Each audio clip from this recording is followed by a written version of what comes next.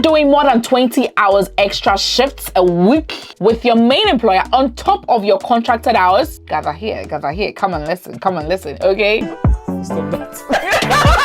Hi guys, welcome once again to my channel. My name is Nanelle. On this channel, I talk about nursing, I talk about migrating to the UK, I talk about opportunities for people to relocate abroad, I talk about life in the UK as an immigrant in general. So if these are topics that interest you, please do consider subscribing. So we all know that the norm has been that if you're on a health and care worker visa or you're on a skilled worker visa, you are only allowed to do 20 hours extra a week for a second employer, right? And then you can do as many overtime shifts with your main employer, right?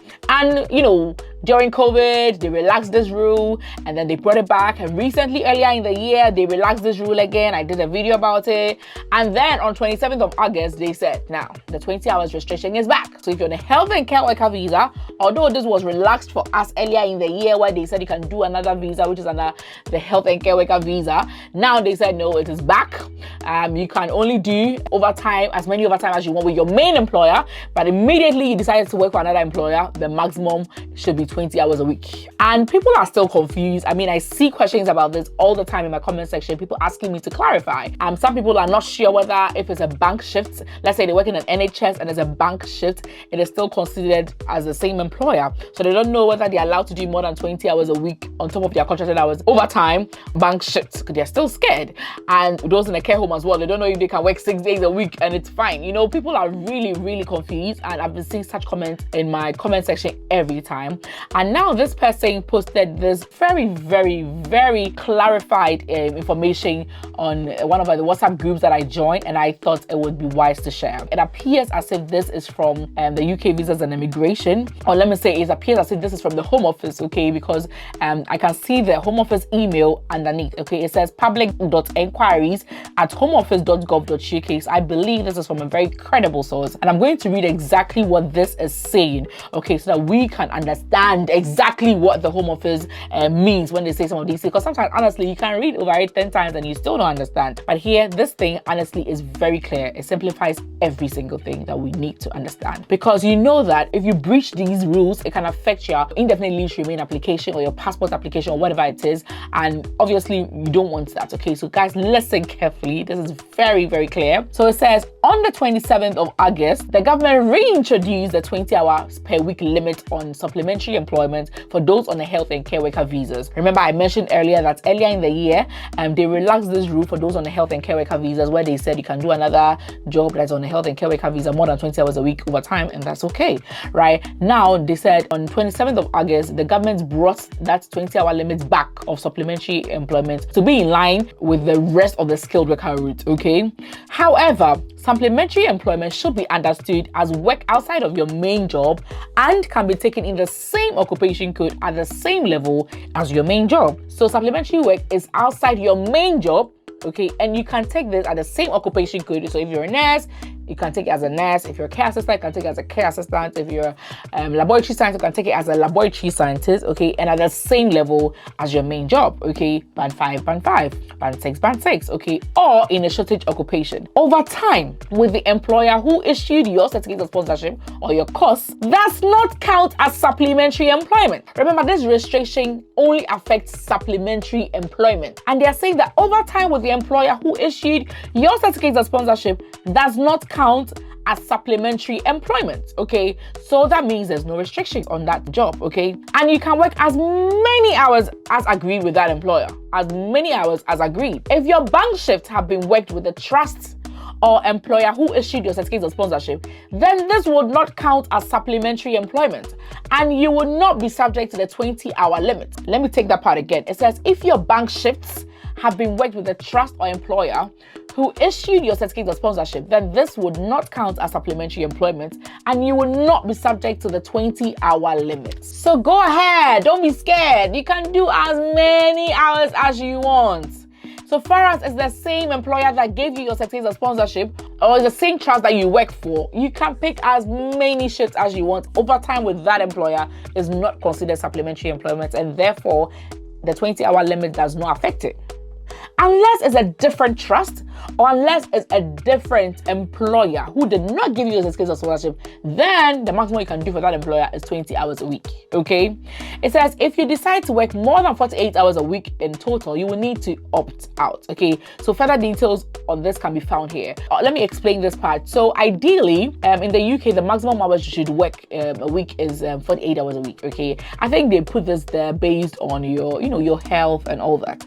However, if you say, no, I need more money, or I'm bored in the house, I want to do 6 days a week, they will let you sign a form saying you are opting out of that rule. So now you can go ahead and do that. So once you sign that form, you can do 6 days a week and you're okay. Okay, but it's on to you when you get sick. I mean, you understand? So you can sign that form, you opt out, and then you can do as many hours as you want. I know a lady who has done 6 shifts a week for maybe the past 5 years, and she's a care assistant, a senior care assistant, and she's one of the most hardworking nurses I know. She actually does 7 days, okay? She works all days of the week, Monday to Sunday, but the thing is, one of the days is a half shift. So she works 6.5 days every single week. And I asked her why, and then she said she wants to pay off her house in her country. She's from one of those European countries. I'm not going to give too many details, but anyway, that's besides the point. But this lady I spoke about was asked to sign a form to opt out, Yes, so I'll leave more details about the opting out in the description so you can, read it for yourself. Or maybe if you want me to make a detailed video about opting out, I can do that later. But wait, do you really need to do that over time? Are you not stressing yourself too much? Are you not going to miss out on spending quality time with your family? Is it really worth it? Are you not putting your health in danger? Honestly, for me, I haven't done any overtime in over 2 years. And this is somebody who could do 2 weeks back to back with no rest. That's how crazy I was. I had that employee mindset that I have to go to work, I had to work some hours, and then I can make money, and then I'll do well, and then I'll save. But guess what? I realized that it was not worth it at all. See, I did save some money, but now that I'm even more relaxed, now that I'm picking less shifts, now that I don't even do any overtime, in fact, I even reduce my hours at work. Now, honestly, I'm more relaxed. I believe I'm healthier. I believe I'm able to spend more time with my family. And I believe that now I even have more money than that time when I was chasing shifts and working 24/7. See, we have to stop having that employee mindset. I'm not saying quit your job, but we have to stop thinking that the only way to make money is to pick more shifts in somebody else's company and work to make money. So extra shifts may seem like the solution, but it is not the solution. The way to go is not having an extra shift. The way to go is starting a side hustle. I know nurses in the UK, migrant nurses that are into photography, and photography is paying them big time. Clients are flying them to Paris, and I know nurses that have quit their nursing profession to start a catering company, catering for events and all that, and are making money. And I know nurses who are into real estate now. I know nurses who are yet to go into real estate now. And they've all come to this realization, extra shift is not really it. What is it is a side hustle. That is why for me, Skillshare has been my favorite and will continue to be my favorite platform of all times. If you're hearing Skillshare for the first time, Skillshare is an online learning community with thousands of inspiring classes. On Skillshare, there's a class on whatever thing that you want to learn. If it is photography, if it is how to start an online store and sell on Etsy or sell on Shopify, and whatever thing that you need to know, if it's catering, art, YouTube, whatever it is, Skillshare is a platform for you. On Skillshare platform, there is no advert whatsoever. So you get the value straight up without any interruptions. And on Skillshare, depending on the level you are, whether you're a beginner, on the class that you want to take, there's a class for you. Whether you're at intermediate level or whether you're a pro and you just need to top up a few things, you can pick classes based on your strength in whatever skill that it is. For me, obviously, it's because I am interested in YouTube. So the things that I usually learn on Skillshare are things related to YouTube. For instance, one of my favorite courses will always be a course that I took by MKBHD on YouTube Success that takes you how to script your videos, edit your videos, all through to publishing your videos on YouTube. And most of you are amazed by my growth on YouTube, right? This is my secret, but maybe for you, you're interested in a whole different department altogether. My recent class will be how to start an online business, which I'm taking this course honestly with my husband, and this course is by Tracy Wallace. Okay, honestly, I've done taking it, but I'm going over again. And the amazing thing is Skillshare is sponsoring today's video, And the first 500 people to click the link in the description will get a 1-month free trial access of Skillshare. All I'll say is that just use this 1-month period to just explore the platform and see what you can get from the platform, okay? Use the link in the description. Remember, it's only the first 500 people, so rush there now. Thank you so much, Skillshare, for sponsoring today's video. And the final paragraph says, working additional shifts with the same employer while you are on paid annual leave would not count as supplementary employment. However, if you were to work for another employer or trust, then this will be considered supplementary employment and therefore subject to the 20-hour limit. Working more than this limit in a week would constitute a breach of your conditions of stay. So that's the warning at the end. So guys, and what they are saying is that when we talk about supplementary employment, working for your main employer, the one who gave you a certificate of sponsorship, does not count. It's not part. It's not considered supplementary. Supplementary is only when another trust or another employer comes in. Okay, so that is it. And they are saying that if you are to be on a paid annual leave and you're on leave for a month and you still want to work for your employer, that is not supplementary. So you can still do more than 20 hours a week for that employer. And that is not a big deal.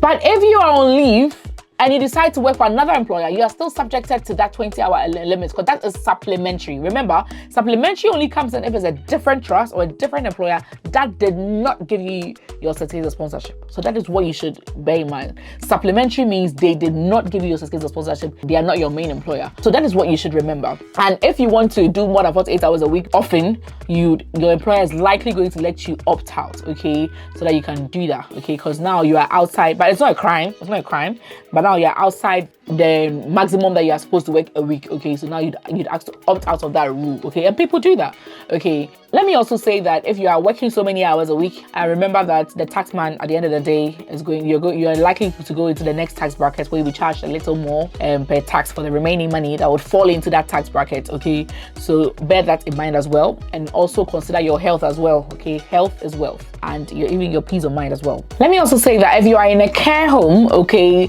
it's the same thing, okay. You can do as many overtime shifts as you want with your main employer or the employer that gave you the certificate of sponsorship. And maybe you're going to a different employer. Now you'd have to make sure you're only doing maximum 20 hours a week, okay. Other than that is a breach on your conditions of your stay, and that can put you in trouble with the Home Office, okay. Let me also say that it is always good to choose, I'll just briefly mention this, contracted hours so that the rest is considered overtime. I'm talking about those working in a care home. So for instance, if your contracted hours says you have to work 48 hours each week, that means every week your employer should see you 48 hours, okay, at the workplace, okay, and then you'll be paid. And on top of that 48 hours, any additional that you do is what to be calculated as overtime. But let's say you have 36 contracted hours, okay, that means your employer must see you 36 hours every week, okay. But then now, on top of that 36 hours, every other hour that you do is considered overtime and you'll be paid at an enhanced rate, okay? So if you are doing 36 hours a week, although you're likely to do just 3 shifts a week, you're likely to get overtime if you're doing extra 1 shift each week. That's 4 shifts each week. That means each extra shift will be paid at an overtime rate. I hope you understand. But for the person doing 48, the person must come to work 4 days a week. So it is only the 5th day that the person will get an enhanced rate. You understand? Maybe into detail, I'll talk about the benefits of choosing maybe 36 contracted hours per week or 48 contracted hours a week. I would go into detail, but have that in the back of your mind as well. So I hope this is clear, okay guys. I'll leave this on the screen so you can take a screenshot of it and keep it. And anybody who tries to scare you that it will affect your ILR, you can't do bank more than 20 hours, tell them to read this, okay? Bye.